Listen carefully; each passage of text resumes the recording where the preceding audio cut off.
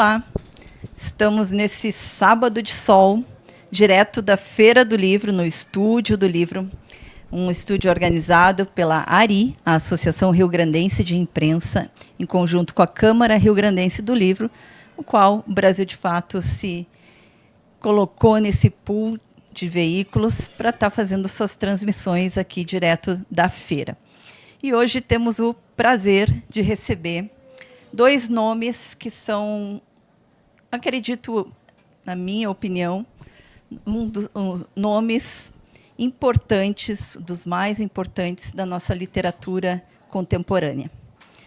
Está aqui conosco Jefferson Tenório e José Faleiro. Os dois aqui da terrinha, né? Mas que andam voando por aí já. Muito bem-vindo, Jefferson. Obrigado pelo convite.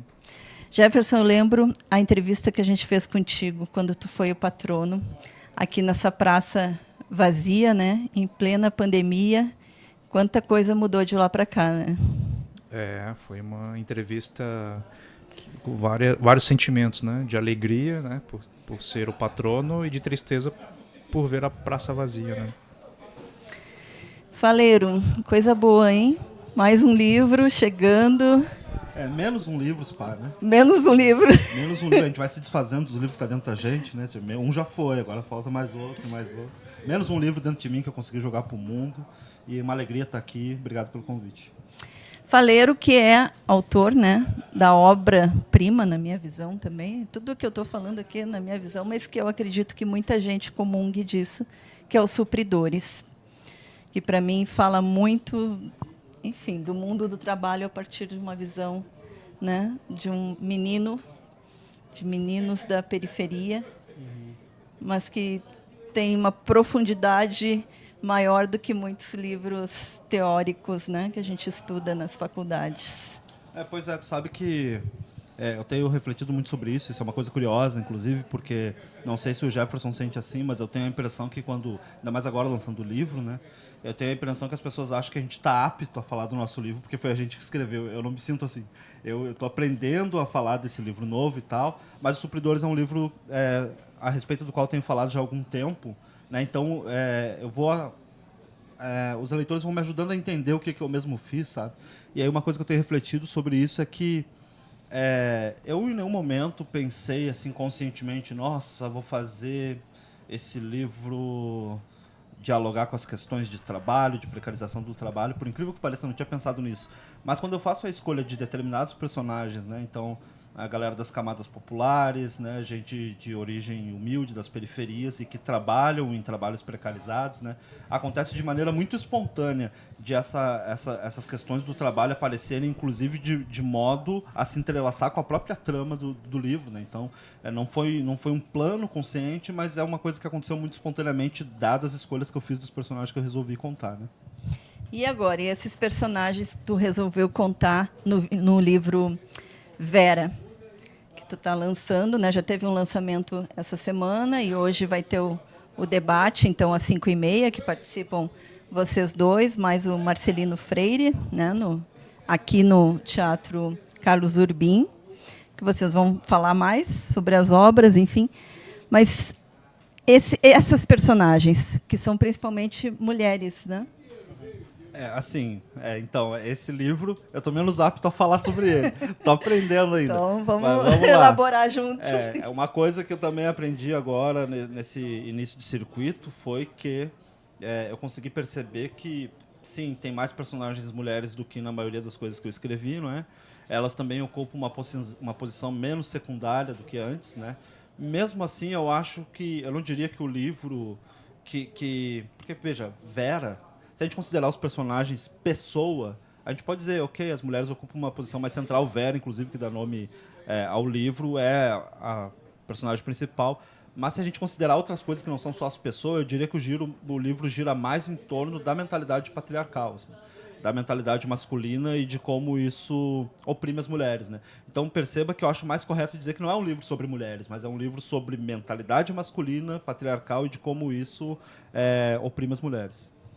E como é que foi para ti escrever ele, né, a partir, enfim, de um corpo masculino, né? Pois é. foi difícil.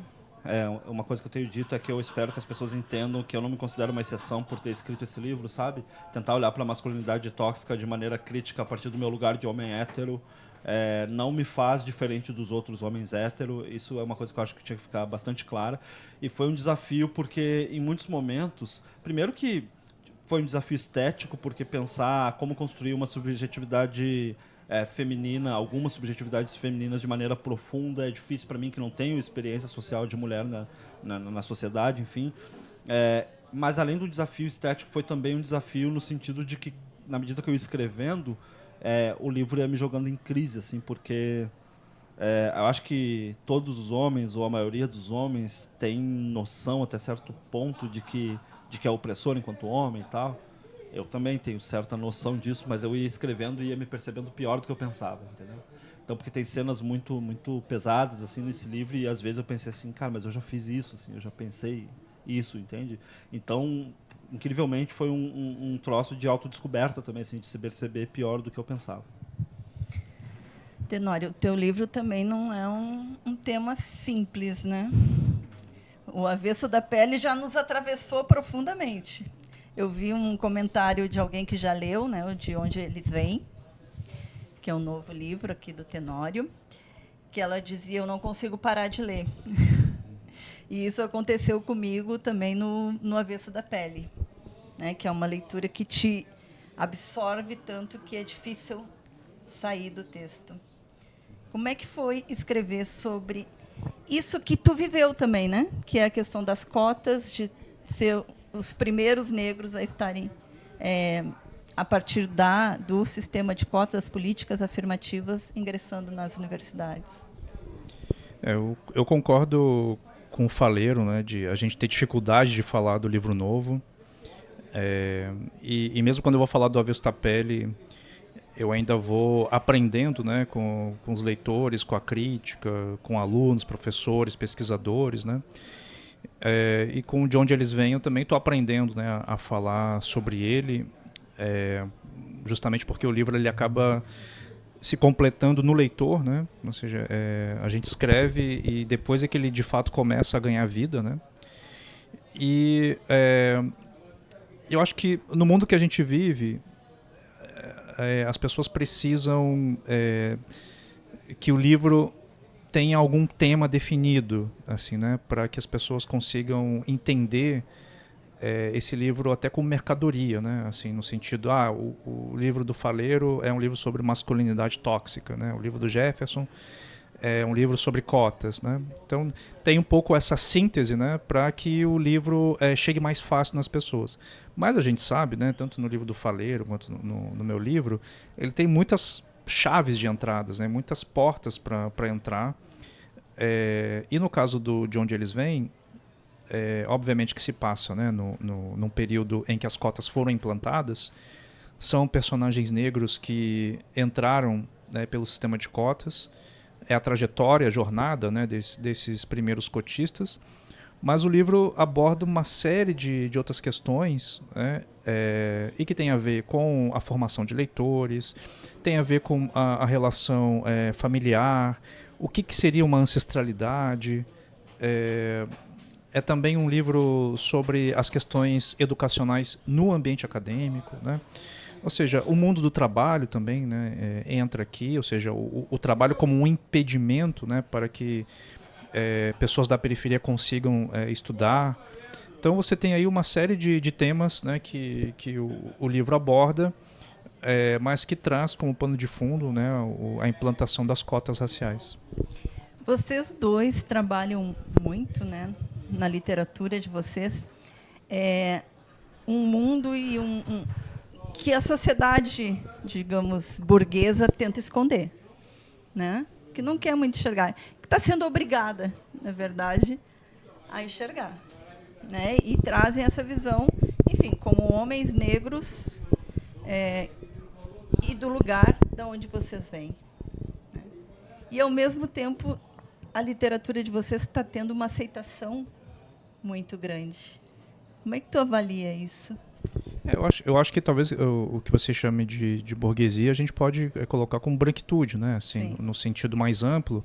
E branquitude não pessoas brancas somente, mas uma estrutura social que não quer abordar determinados assuntos por vários motivos, né? Acho que o primeiro é o medo da perda do privilégio, depois um medo de uma revolta, né? Agora com a questão do trabalho, né? Dessa jornada de 6 por 1, né? Que a gente tem debatido nos últimos dias, também é um pouco desse medo, né? E os livros que a gente tem escrito, né? Os Supridores do Faleiro, acho que toca nesse ponto de modo muito incisivo, assim, né? O que é esse mundo do trabalho para quem tem uma jornada exaustiva, né? E um trabalho muitas vezes precarizado. Então, são temas que incomodam, né? Uma sociedade que está muito acostumada a subalternizar pessoas negras, a subalternizar pessoas de determinada classe social, e que nos últimos anos a gente tem visto uma demanda muito grande por outras narrativas e que por acaso são as nossas narrativas, né? Essas narrativas que eu acho que seria impensável livros como o meu, como o livro do Faleiro, como livros da Eliane Alves Cruz, da própria Conceição, né? 15 anos atrás, que esses livros fossem lidos como são lidos hoje, né? Enfim, imagina, eu me tornei patrono em 2020, 66 anos depois, né? Da criação da feira. Então, alguma coisa mudou, né? Alguma coisa está mudando, né? E com a mudança também tem os efeitos colaterais, né? Eu falei. Exatamente. Um negócio que eu fico pensando é que essa demanda por outras histórias, né? Eu acho que essa demanda é gigantesca. Isso foi um negócio que eu aprendi até conversando contigo em algum momento, que é uma demanda que não as coisas que estão mudando, que tu observa, elas são recentes, mas a demanda existe há muito tempo, né? É que essa demanda se manifesta de maneira diferente em diferentes momentos históricos, né? Antes de a literatura se tornar mais diversa, como tem se tornado, isso se manifestava com as pessoas simplesmente não lendo. Não lendo, tá ligado? Então veja, porque é impensável que num país de 200 milhões de pessoas, tem muita gente que não é aproximada ao livro em nenhum momento da vida, é claro que isso acontece, principalmente nas periferias, me parece, em contextos sociais, né, onde o livro não é presente, mas muita gente fez a tentativa.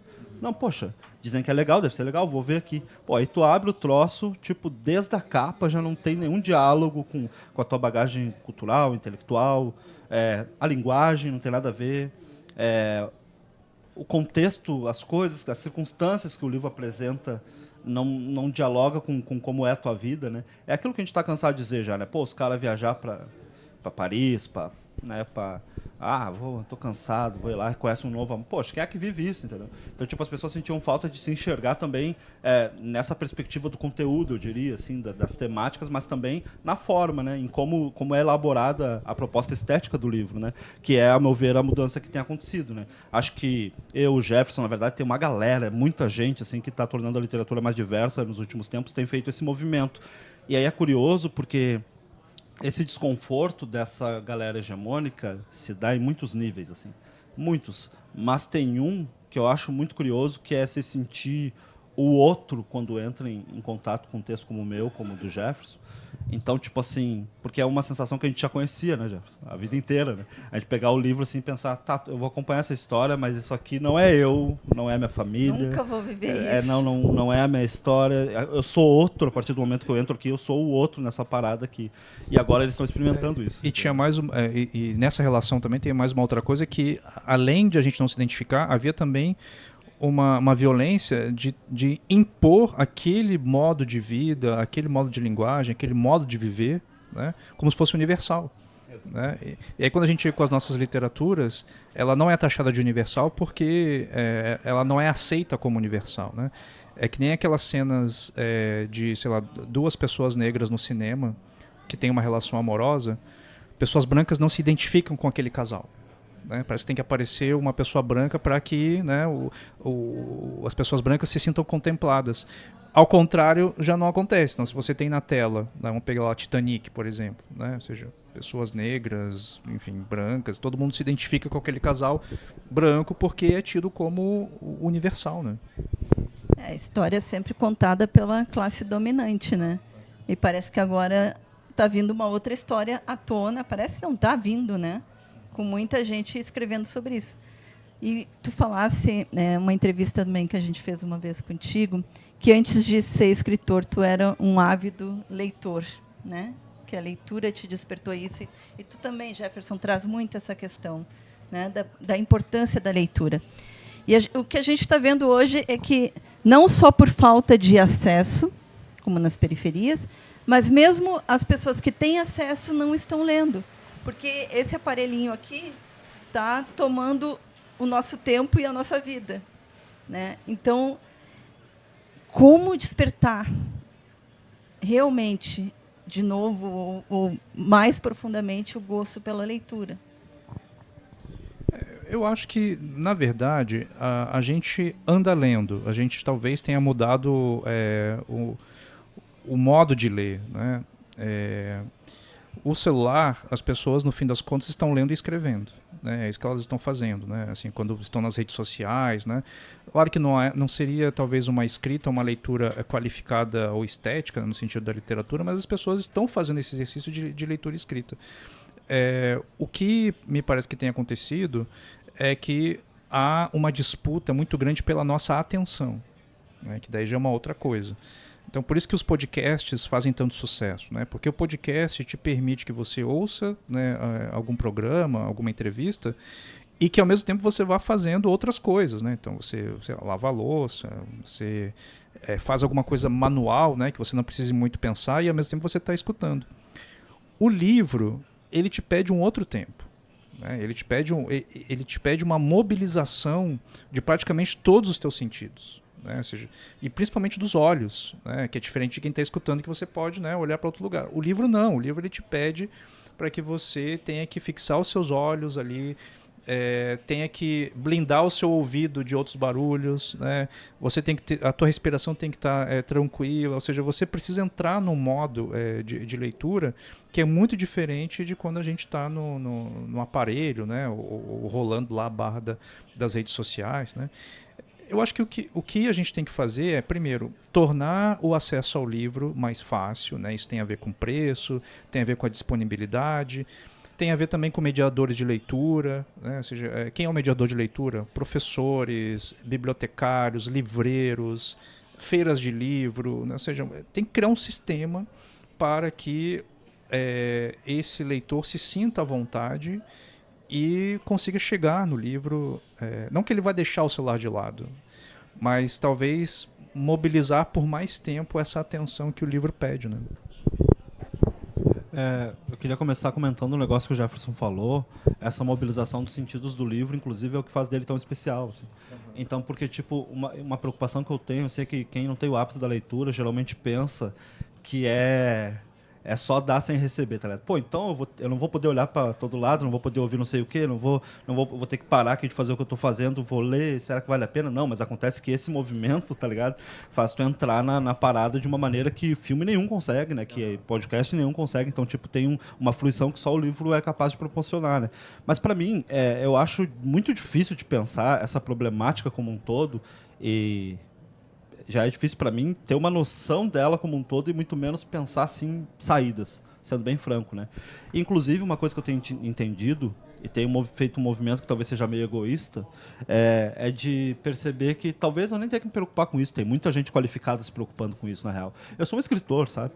Tipo, sei lá, uma vez eu lembro que perguntaram um negócio pro Saramago, acho que era sobre a Palestina. Ele falou, velho, tipo, eu vou saber da Palestina, sabe, da causa lá na época, né? Porque tem isso, as pessoas pensam assim, às vezes, tentam colocar as pessoas que escrevem no lugar de tem que apresentar uma solução, uma proposta, tem que... Eu não sei, sabe? Na real, o sistema do livro e tal é um troço complexo, né? E nessa complexidade toda, eu acho que eu ocupo um lugar que eu sei mais ou menos trabalhar, e de resto, assim, eu meio que não consigo apresentar uma solução, né? E muito menos uma proposta. Mas eu imagino que muita gente que não lia, leu Os Supridores. Acho que sim, pode ser.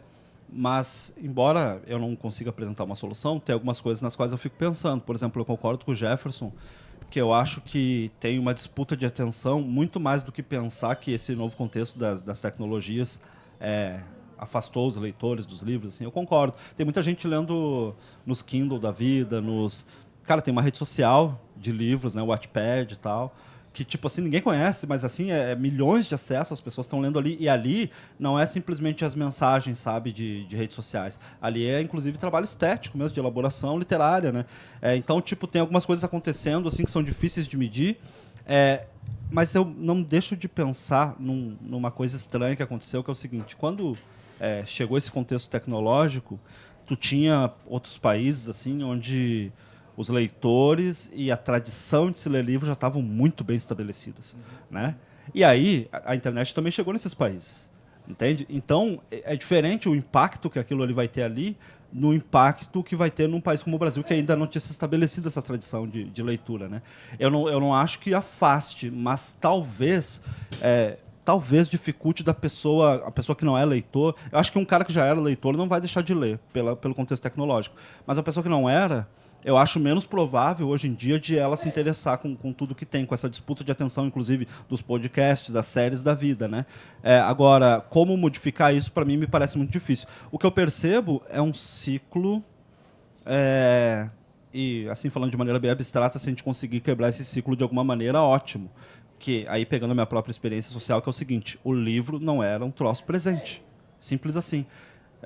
Meu pai não lia, minha mãe não lia, meus mais velhos não liam, meus contemporâneos não liam, não havia livros, né? Então, tu imagina que se tu quebrar esse contexto e daqui a pouco, na próxima geração, ao invés de eu reproduzir esse contexto, não, tem um outro mais velho com um livro, os amiguinhos estão falando sobre livro, outro leu aquele, não sei o que, tá. Mas como se chega a isso, assim, para mim parece muito difícil de pensar. O que eu percebo são alguns sintomas, e desculpa, eu estou me estendendo aqui, mas prometo que eu vou terminar aqui, que não me ajudam a resolver o problema. Tipo assim, não tem livraria na Lomba do Pinheiro, tem as bibliotecas comunitárias, tem um esforço muito, muito, muito nobre que as pessoas têm feito para formar leitor, mas, cara, não é um bom sintoma tu não ter uma livraria num espaço de 100 mil habitantes. Assim. Não é um bom sintoma. Até porque tem muita gente que considera assim, ó, o que tem valor mesmo tu tem que pagar. Sabe? Tem gente que não... que a lógica é essa. Sabe? Não é um lugar onde tu pode retirar o livro de graça. Tem que estar à venda. E há quem compre. Mas não tem esse movimento. Mas aí a gente percebe que esse é um problema que faz parte de um problema bem maior, que lá não tem teatro também. Não tem cinema, não tem parque, não tem lazer. Ou seja, a cultura não... Quer dizer, não é a cultura não chega, né? Porque tem a própria cultura, claro, né, da comunidade. Só que não tem os aparelhos para se... Sim, tem o que é produzido lá, mas só para encerrar, então, me parece que o afastamento das pessoas do livro, essa distância, não é só dos livros, é da educação como um todo, da cultura como um todo. Eu acho que essa análise do Faleiro é muito precisa, porque a França, por exemplo, né, que é um dos países considerados um dos países mais leitores, né, que se tem notícias, né, uma média de, se eu não me engano, 20 ou 21 livros por ano, né, que os franceses leem, né, e no Brasil a gente tem, acho que são 2, alguma coisa de livros lidos por ano, né, a média, né. Só que a França é a França há muito tempo, né. E o Brasil é Brasil há quanto tempo? Né? Ou seja, uma universidade na França, sei lá, século III, século IV, já tem universidades. E no Brasil, a gente tem, no século XX, a gente vai começar a ter universidade. A entrada de pessoas negras... os brancos fazendeiros para a universidade. Principalmente né, as cotas para os brancos fazendeiros. Né? Os negros começam a entrar a partir ali da década de 70, 80, assim, numa educação ainda básica, e a entrada mesmo de pessoas negras a gente começa a ter agora nos anos 2000 com as cotas raciais, né? Ou seja, é muito tempo, e eu acho que essa análise muito precisa, né, do impacto de uma tecnologia como a internet celular, é óbvio que vai ser muito diferente, né, do que há em outros países, porque o celular, num primeiro momento, ele parece ser muito mais atraente do que o livro, né? E eu acho que até por uma maneira mais de sobrevivência. Um celular, ele pode trazer a sobrevivência de modo muito mais rápido, né, do que um livro, né? Você posta lá um negócio, daqui a pouco ganha curtida e não sei o quê, começa a ganhar dinheiro com isso, né? Então eu acho que realmente a gente... São realidades diferentes, né, para a gente pensar no livro. E a gente está falando de tempo também, né? Tu falasse desse debate todo que está tendo, né, sobre a jornada do 6x1, que é tu trabalhar 6 dias e ter um dia de descanso somente, quando muitas vezes nem descansa nesse um dia, né? Porque, enfim, tu vai ter as atividades em casa, as coisas que tu tem, vai ter que lavar roupa, vai ter que... Então, na verdade, a gente está falando de jornadas de 7x7, né? Muitas vezes. Então, que tempo o trabalhador tem para, né, ter esse espaço sozinho, tranquilo, de parar e ler um livro? E tu desse uma entrevista agora, essa semana, eu acho, para o Brasil de Fato Nacional, pro programa Bem Viver, que tu dizia que a questão de tu lutar por um dia de descanso, né, coloca em xeque justamente essa sociedade escravocrata. Uma herança escravocrata, né? E eu acho que esse debate ele surgiu num momento importante porque pode ser a porta para a gente avaliar a nossa relação com o trabalho em si. Essa ideia do trabalho ser medido pelas horas, né, que você trabalha e não pela entrega, né, do que... Porque nos ambientes subalternizados, né, ficar parado é como se fosse uma falta, uma advertência, né? Você não tem o direito de ficar parado. Né? Que tu tá vagabundeando aí, né? Exatamente. Então, um cara que trabalha no supermercado, né? Eu já trabalhei em supermercado. O cara que fica parado ali, tipo, ele não tem mais serviço. Ele já fez o que ele tinha para fazer. Mas se o teu supervisor, o gerente, te vê parado, é a colonização do seu tempo em tempo integral. Né? E essa colonização do tempo, ela começa... Não quando ele bate o cartão, ela começa quando ele levanta da cama. Né? Porque tudo que ele tem que fazer, né? Ou seja, todo o trajeto que ele faz já está mobilizado para que ele vá para o trabalho. Então, ele não pode fazer outra coisa. Né? Então, isso deveria ser incluído também, né? nessas horas que ele gasta nesse deslocamento, que às vezes é de 2 horas, 3 horas, enfim, depende de onde essa pessoa mora. E geralmente as pessoas da periferia moram em lugares longes do centro onde trabalham. Né? Então, eu acho que é um momento para que a gente possa expandir como a gente se relaciona com o trabalho. E não me sai da cabeça que todo milionário ou bilionário só ficou assim porque ele oprimiu muitas pessoas. Né? Enfim, eu acho que ninguém fica milionário sem oprimir outras pessoas. Né? Explorar outras pessoas. Nenhuma riqueza é inocente. Né? Exatamente. Eu queria só comentar um negócio que o Jefferson falou, isso é muito verdade, cara. Tipo, eu tenho 2 histórias rapidinho sobre isso. Primeiro que uma vez eu postei nas redes, assim, eu não posto mais nada, né? Eu tô evitando as tretas, assim, porque as pessoas são chatas, assim. Aí, tipo, teve um dia que eu postei assim, mano, é uma bosta essas batatas fritas pré-congeladas e tal, né? Que quando tu descasca e corta é melhor, devia ser só assim nos restaurantes. Aí apareceu as pessoas lá pra dizer, não, mas daí as pessoas iam trabalhar mais, tá ligado? Ia ser menos prático lá na cozinha. E eu fiquei pensando assim, velho, só diz uma bobagem dessa quem nunca trabalhou numa cozinha. Porque se tu tá numa cozinha e tá trabalhando, por exemplo, com batata descascada e tal, tem que cortar, e de repente eles começam a comprar o pré-congelado, tu acha que sobrou tempo, essa pessoa vai... Não, eles vão te botar a limpar o banheiro. Alguma coisa tu vai ter que fazer. Alguma coisa tu vai ter que fazer, porque é justamente isso, né? O negócio de ser dono do tempo da pessoa e ela não pode ficar parado, né?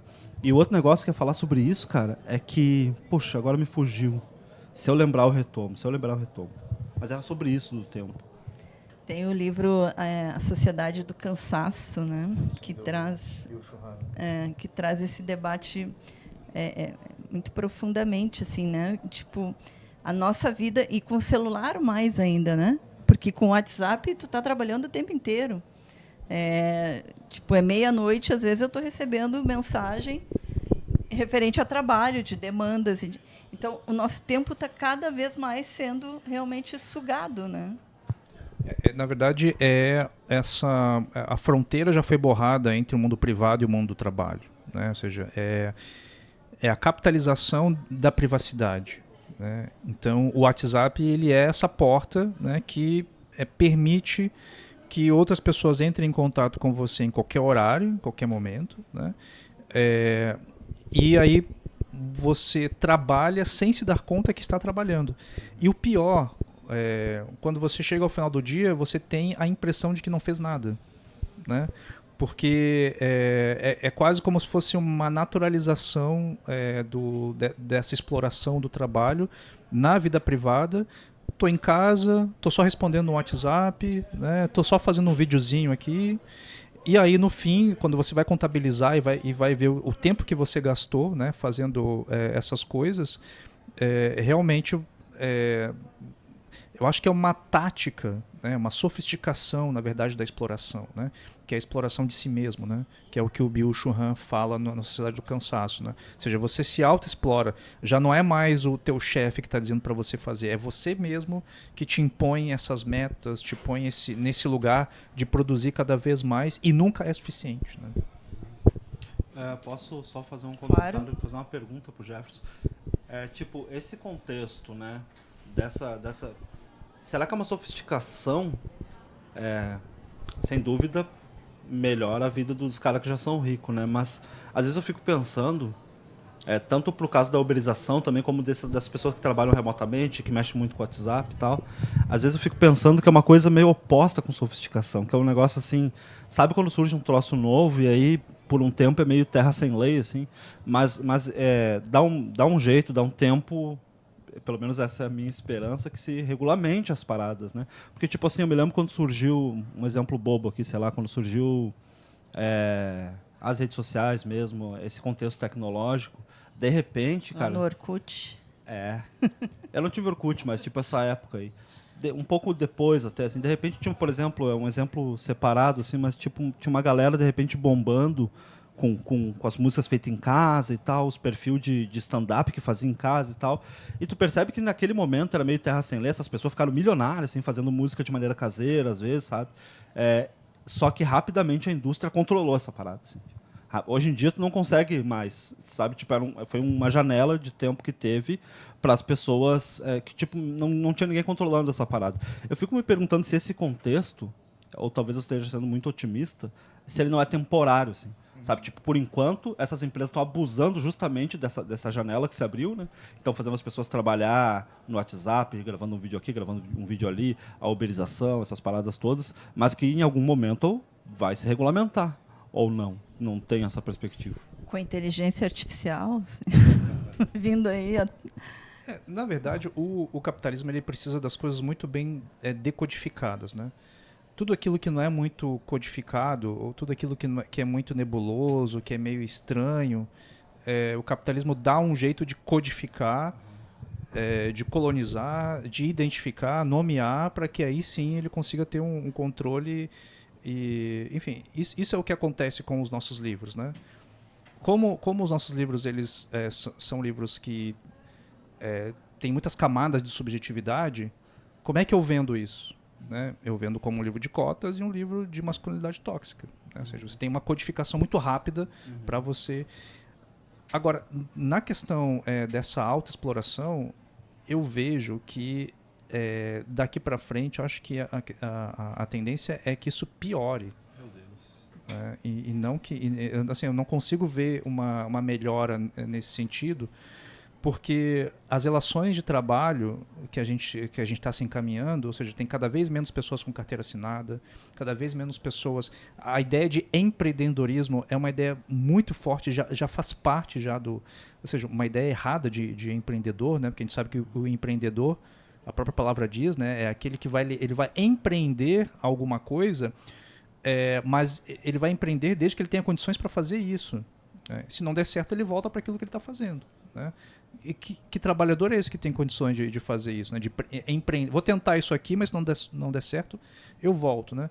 Então, eu acho que a minha impressão é que essa autoexploração ela só tende a crescer e as empresas já sabem disso, já se deram conta disso. Né? E a desigualdade está crescendo cada vez mais, né? Tu tem cada vez menos pessoas super ricas em comparação com a grande maioria da população, né? Sim. Eu acabei de me lembrar que eu ia comentar aquela hora, eu queria perguntar se tu passou por isso. Agora eu me senti até old school, assim, porque tipo, nem sei se faz sentido mais esse tipo de exploração, né, dado esse contexto que o Jefferson acabou de apresentar, mas já passou por isso, cara, quando eu trabalhava no Super, que foi o seguinte, teve uma época que eu queria ser um bom funcionário, sabe? porque eu acreditava justamente numa coisa que já era falácia desde aquela época, né? Que era tipo, não, eu vou, daí eu viro chefe, daí sei lá, de repente eu viro um sócio em algum momento, vou crescer aqui dentro, vou ser um bom funcionário. Então, eu trabalhava, imagina, olha a ingenuidade, abastecendo os corredores de bebida, assim. E aí eu me lembro de um dia que eu me puxei muito, assim, deixei tudo, poxa, muito cheio, assim, não tinha mais o que fazer, sabe? Todo o meu trabalho tinha sido feito, assim. E aí eu fiquei contemplando aquilo. Sabe qual foi meu prêmio? Tinha um cara que era preguiçoso no corredor do lado e o dele tava todo o trabalho por fazer, né? Aí eu tive que ir lá ajudar ele. Ah, tu acabou o teu aqui, vai lá. Sim. Ou seja, não tem escapatória, né? O teu tempo, ele tá para ser feito naquelas horas, e a tua mão de obra, né? E eu digo que é uma herança escravocrata justamente por isso, porque se olha para o mundo do trabalho como esse sujeito que ele está sendo pago para não ficar parado. Ele não está sendo pago para produzir coisa, ele está sendo pago para não ficar parado, né? E não importa o que. Assim, né? Mesmo se você não fosse ajudar, eles iam inventar alguma coisa. Conta quantas garrafas tem aqui, faz um relatório, não sei o que. Ou seja, por isso que eu gosto tanto daquele livro do Bartleby, o Prefiro Não Fazer, né? Quando ele prefere não mais, né, acatar as ordens do... Porque isso o mundo do trabalho seria esse prefiro não fazer, né? Mas o Bartleby não oferece nenhuma solução, né? Mas é ali um protesto ali, né, contra esse mundo opressor do trabalho, né? Eu me lembro que teve um dia, e isso é uma história real e tá no meu livro de crônicas lá, que é uma história que tem muito isso, assim, tipo, a gente foi trabalhar num lugar que tinha que destruir, assim, iam construir uma parada e tinha que destruir uma casa antes, assim. E a gente tava destruindo ali com martelinho, sabe?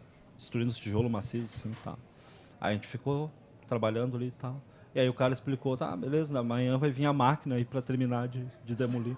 Aí, não, mano, tu não fez a gente ficar aqui com martelinho, assim, tá ligado? Tipo, não, mas é que não tinha o que fazer, o argumento dele foi esse. Não tinha outra coisa pra fazer, entendeu? É muito então, ele perverso, botou a gente, né, pra ficar o dia inteiro isso. martelando a casa e no outro dia vinha uma máquina pra demolir. É uma coisa absurda, assim. Mas é exatamente essa mentalidade, né? A mentalidade de que, na verdade, cara, isso está em vários contextos trabalhistas, né? Também tem as mulheres que... Eu acho que nada mais... Posso estar enganado, mas eu acho que nada mais dialoga tanto quanto com essa herança escravocrata quanto as trabalhadoras domésticas, sabe? Porque isso é uma coisa que nem existe em outros lugares, assim, né? Países, assim, sei lá, de classe média, tipo, sei lá, Portugal, você não encontra essas pessoas, sabe... limpar sua casa, tipo, não é um troço que não faz, não tem isso, então acho que tem muito a ver com a nossa cultura, com a nossa tradição, com a nossa história, que é racista, né? E aí, isso é um lugar onde está muito presente, né? Eu me lembro da minha mãe, os trabalhos, tudo que ela passou, tipo assim, vai vir limpar minha casa amanhã, né? Então eles deixavam mais sujo de propósito, entendeu? Sabe? Tipo, vou aproveitar que ela vai vir limpar e aí eu vou deixar o máximo de louça, o máximo de... É uma lógica estranha, como se na verdade, a pessoa quer ser adonada da tua subjetividade, me parece, assim, sabe? Como se fosse uma máquina, assim. Na verdade, o capitalismo precisa disso, né? Ele precisa dominar a tua subjetividade, porque senão ele não conseguiria te explorar dessa forma, né? Eu lembrei que De Onde Eles Vêm tem uma cena do Joaquim que vai trabalhar num call center e depois, assim, de sofrer muito, né? Porque ele não se adapta, ele decide, vou ser um funcionário exemplar, né? E aí ele começa a atender, falar as frases aquelas, né? Aquelas nos gerúndios, né? Vou estar atendendo, né? E até que ele ganha, né? Como funcionário do mês, e ele ganha 2 raquetes, né? De frescobol. E aí ele fica olhando o que eu vou fazer com essas raquetes, porque ele não pode nem ir para a praia. Assim, então é justamente isso, esses brindes, né? É quase como uma coisa de jogo, assim, né? Você vai fazendo coisas absurdas, sendo explorado para ganhar uma raquete. Não, agora, desculpa, eu vou ter que contar uma outra história, porque essa é sensacional. Rapidinho, prometo rapidinho. No lugar que eu trabalhei lá no supermercado, era o contrário, Jefferson, tá ligado? Tipo assim, daí nessa época eu tava me esforçando e tal, mas nunca ganhava, tá ligado? E eu notava que quem ganhava eram os caras que já estavam naquelas assim, quero que me mande embora, e meio que faltava, se atrasava. Era pra esses que eles davam o brinde, sabe? Sim. Que tinha o funcionário do mês lá e tal. Eu fiquei, porra, velho, quando eu comecei a sacar isso, fiquei muito puto, assim. Aí, como sempre acontece comigo em todos os trabalhos que eu passei, chegou o momento que eu também tava avacalhando já, né? Aí já chegava atrasado e tal, não sei o quê. Aí e eles faziam, tipo assim, no depósito lá do supermercado, eles faziam tipo um adivinha que nem de amigo secreto, tá ligado? Tipo, o funcionário do mês é um cara assim, um cara sabe. E eu já tava avacalhando. Aí, tipo assim, eles fizeram essa parada e eu vi que era comigo, tá ligado?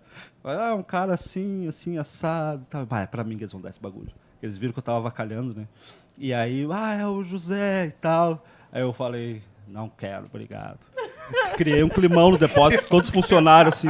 E a gerente, não, Oscar, que isso, olha, né? Que brincalhão, olha que brincalhão. Eu, não, eu não quero, sério, pode ficar. Eu não quero. R$30 e uma estrelinha no quadro. Para, velho. Pra incentivar a gente a trabalhar mais. Tu vê, né? É o jeito de comprar, né? De trazer de volta. Vem, volta aqui. Um absurdo nesse dia. E aí, quando eles me mandaram embora, finalmente, foi engraçado, porque sempre vinha o cara da matriz, né, pra demitir as pessoas. Ele não trabalhava ali, ele só vinha pra demitir. E aí teve um dia que eu cheguei, tipo, era pra entrar 1h da tarde, eu cheguei umas 3 da tarde, cheguei, o cara tava lá, assim. Aí ele tava sentado, então o Jefferson bate o cartão aqui, né. Aí eu não bati o cartão, fui direto pro refeitório. Eu acho que vão me demitir, fiquei conversando com os caras lá. Passava ele ali, assim. Porque eles não te tratavam, ele tinha essa viagem, assim, no supermercado, enquanto tu não batia o cartão, sabe? Quando tu bateu o cartão é que tu é o funcionário. Tinha essa transformação, assim, essa hora de morfar, né? De botar o cartão ali. E aí eu não bati o cartão e o cara ali, assim, ele não me falava um ai, assim. Eu fui bater o cartão, assim, umas 6, sabe? Fiz ele esperar, ele tava de gravata, assim, tinha vezes que eu passava ali, ele já tinha afrouxado no lado da gravata, assim, suando, assim. Aí eu bati o cartão, assim, o senhor é o José? Sou eu mesmo, vem cá. Esses momentos de resistência são muito bons, né? São muito bons, né? Você vai me demitir, mas vai ser quando eu quiser. Pelo menos esse direito eu vou ter. Esse direito eu vou ter. Vou escolher quando eu vou ser demitido. Exatamente. Muito bom, muito bom. As rebeliões, né? Que a gente faz, né? A classe trabalhadora faz a todo momento. Enfim, a gente está aí tentando subverter, né? Essa ordem, porque ela é muito carrasca, realmente. Mas, Jefferson e Faleiro, esse ano a gente tem, de forma inédita, né, uma curadoria da literatura negra na feira, né, que a poeta Lilian Rocha está aí à frente, né, como curadora. E, enfim, é uma inovação para a feira, né? E teve um evento chamado Preto Soul, em que o território ali recebeu vários quilombos e, enfim, estava uma festa muito bonita aqui na feira. Como é que vocês estão vendo esse momento? Eu? Assim, eu estava pensando nisso, encontrei ali, né, agora há pouco ali, e eu ia comentar com ela, mas não cheguei a comentar, não deu tempo, ela tá correndo bastante, tá trabalhando bastante. Cara, uma coisa que me ocorreu, que é o que eu queria comentar com ela, é o seguinte: se fizerem mais vezes isso, vão mandar a feira lá pra Zona Norte, lá, que nem fizeram com o Carnaval, tá ligado? Porque, tipo, mano, era exatamente o que acontecia no Carnaval, né? Essa região toda branca de Porto Alegre se empretecia, né, meu? E era a coisa mais linda, assim, tipo, pô, muito foda, vinha a galera toda, o que fizeram? Mandaram lá pra Zona Norte, né? Então, tipo assim, é necessário ter bem claro, tem um rapper que fala isso, né, que a gente está em território inimigo no Rio Grande no Brasil, mas eu acho que no Rio Grande do Sul de maneira particular, né?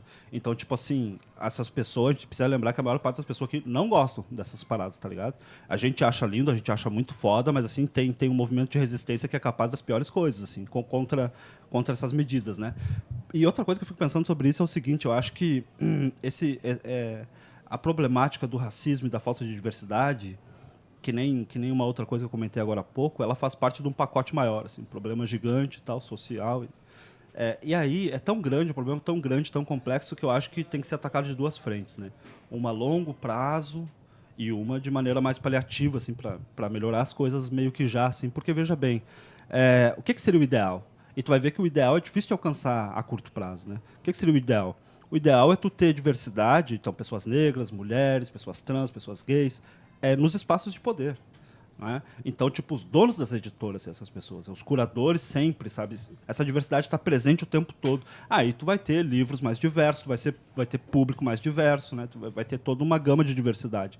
Só que tu percebe que isso é uma coisa quase utópica de tu pensar hoje em dia, né? A diversidade de fato nos espaços de poder, né?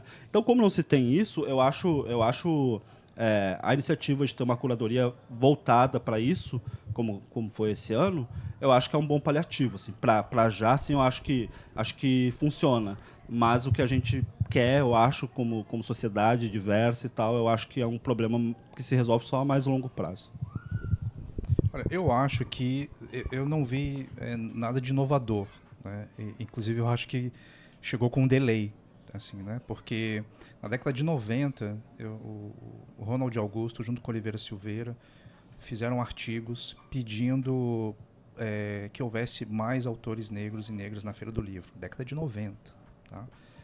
Pulamos para 2012, 2013, eu e o Ronald começamos a fazer uma série de artigos também nas minhas redes, saiu na Zero Hora, falando também da falta da presença de pessoas negras na feira. Aí, esse ano, né, aí teve, em 2020, me tornei patrono, né, assim, o primeiro patrono negro da feira, né, e aí esse ano a gente tem 2 feiras, né, a gente tem uma feira de literatura negra, né, e cultura negra, e a feira, né. Eu acho essa divisão bastante problemática, porque no mundo ideal, no que nós queremos, na verdade, uma naturalização da presença negra em todos os espaços, né? Eu acho que a Lília Rocha fez um trabalho incrível, as pessoas que ela chamou são pessoas, enfim, com grande reconhecimento, qualidade estética. Eu acho que a Lilian tinha que ser, na verdade, a curadora da feira, né? Que aí é uma outra coisa, né? Porque, assim, migalhas, eu não estou dizendo que a programação é migalha, né? Mas migalhas da branquitude a gente está cansado. Né? Então, assim, me parece que foi feita uma programação assim, tipo, é uma grande coisa que a gente está fazendo, olha só, mas assim, há muitos anos estamos pedindo espaço, né? Então, assim, você colocar autores negros num gueto, né, que me parece que é a programação que está acontecendo, não me parece que é a melhor saída. Isso seria a melhor saída há 15 anos atrás, há 10 anos atrás, quando a questão estava começando. Aí sim seria inovador. Agora, em 2024, chegando em 2025, eu acho que seria muito melhor que esses autores negros e negras fizessem parte da programação como modo geral, né, para que as pessoas se acostumassem a ver essas pessoas em todos os lugares, em todas as discussões. Se um autor negro quiser falar sobre qualquer outra coisa que não seja de racismo, negritude, ou se quiser falar também sobre isso, não tem problema, mas ele precisa ter esse direito de escolher o que ele quer falar e aonde ele quer estar, né? E não colocado num grupo, num gueto em 2025, 2024, né? Então, assim, eu fiquei bastante incomodado quando eu via a feira, os cards da feira também, pessoas brancas na feira, né? E pessoas negras na feira de literatura negra. Gente, não, olhem as outras feiras, o que está acontecendo. É só dar uma olhada qual é o tipo de discussão que está sendo feita. Então, me parece que é uma programação que está sofrendo aí um delay e que não tem acompanhado as discussões que a gente está fazendo no mundo contemporâneo. Né? Posso só fazer um comentário sobre o que o Jéssica está falando? Concordo contigo, eu não tinha percebido, na verdade, que tinha essa segregação, que é terrível, mas eu tenho a impressão que isso é meio que... Isso acontece país afora também, em certa medida. Tipo, aqui tiveram a capacidade, então, no caso, como tu tá falando, de separar a programação, assim, que é um absurdo. Mas, cara, tipo, em outras feiras, país afora... isso deve ser uma coisa que deve ter te incomodado também, me incomoda muito, que é tipo assim, aí tu vai lá e participa, tá, não tem uma curadoria para isso, mas eles te botam numa mesa sobre isso. Sim. Tipo, racismo. Hoje racismo com fulano, porra, velho. Sabe? Não, tipo, vamos falar de literatura. A literatura, né? Não literatura X, literatura. Né? Eu concordo. Acho que recentemente você deu uma entrevista a gente deu uma entrevista para 451, né, para a revista 451, em que a gente reafirmou justamente isso, né, a ideia de simplesmente ser escritor, né? O que não significa que na nossa fala não vai vir, né, questões como racismo, enfim, preconceito, porque, enfim, faz parte da nossa vivência, né? Enfim, faz parte do que a gente escreve, né? Mas essa obrigatoriedade, né, de te colocarem nesse lugar e que a gente não tenha o direito à escolha, eu acho que é uma nova forma de violência. Né? Então, assim, eu acho que a Feira do Livro deveria repensar, na verdade, a programação da feira para justamente naturalizar as pessoas negras em todo. Então, por que não colocar pessoas negras e brancas para falar sobre negritude? Então, né? Assim, as pessoas brancas também precisam falar sobre isso, né? Também precisam e sem se colocar naquele lugar assim, não estou no meu lugar de fala, então não vou dizer nada. Gente, não é por aí, né? Assim, a gente não pode se silenciar, né? Então, acho que eu fiquei bastante incomodado. Foi bom você ter perguntado isso. Que bom que tu traz essa questão, né? Porque eu acho que é bem importante a gente pensar sobre isso e para as próximas, né? Conseguir também fazer diferente, né? Faleiro, eu fiquei com uma pergunta aqui. Já teve algum homem que leu o teu livro e ficou incomodado? Não, na verdade, assim, por enquanto ninguém me deu feedback ainda. Assim, poucas pessoas, assim. Mas poucas pessoas leram e todas mulheres, pessoas mulheres. Na verdade, um jornalista terminou de ler, saiu uma matéria hoje lá em Belo Horizonte, mas só, assim, ainda não... É muito recente, né? Ainda não... Muitas pessoas vieram falar comigo que estão na metade do livro, assim, estão lendo ainda, né? Então, eu tô ansioso, cara, porque, tipo assim... a gente sempre fica, mas dessa vez, de maneira especial, porque eu tenho muito medo, assim, de certas coisas que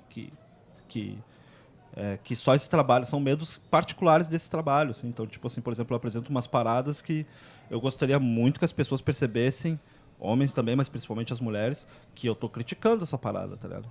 Tenho medo de que façam uma interpretação de que parece uma propaganda. O mundo é assim, e paciência. Não, é uma crítica, né? E aí, eu me lembro que eu estava conversando com uma pessoa que me falou assim, não, mas...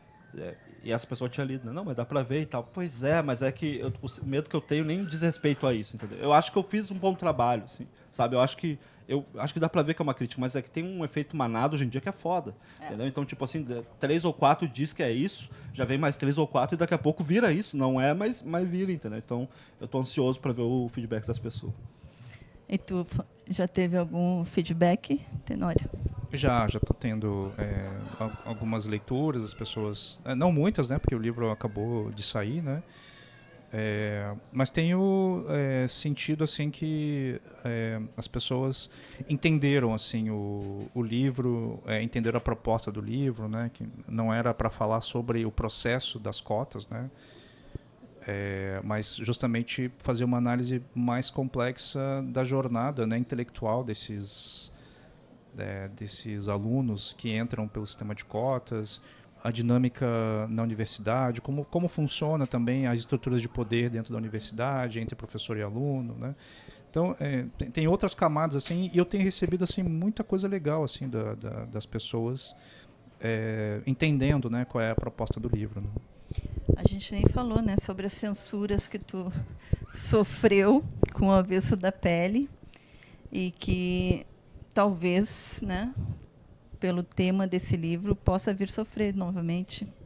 Olha, eu espero que não, né? Espero que não. Eu também espero que não. Porque toda vez que acontece a censura, na verdade, acaba reforçando, né, essa ideia autoritária, uma ideia de impedir, né, que as pessoas cheguem a determinados conteúdos, né? Enfim, eu espero que a gente já tenha amadurecido. Acho que a resposta que foi dada com o Avesso da Pele foi muito forte, muito contundente. E eu acho que de onde eles vêm não corre esse risco, né? Embora ele tenha muitos elementos, né, segundo aí o povo conservador, né, para ser censurado. Quero agradecer muito a presença de vocês, a disponibilidade de estar aqui com a gente no Brasil de Fato e convidar vocês, né, a estarem hoje a partir das 17h30 no Força e Luz. Não, no Força e Luz, não, aqui no Carlos Urbim, no Teatro Carlos Urbim, para esse bate-papo, então, com o José Faleiro, que está lançando o livro Vera, e com o Jefferson Tenório, De Onde Eles Vêm. Também estará o Marcelino Freire junto com vocês. Marcelino lançando Escalavra. Escalavra. E com a mediação maravilhosa de Nani Rios. Nani Rios, grande Nani Rios. Muito obrigada. Se quiserem dar mais algum recado...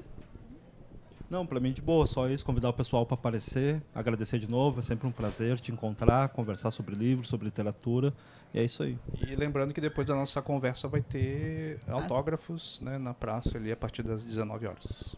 19 horas, então, a chance de comprar o livro e ter o autógrafo. Valeu pela presença de vocês e até a próxima.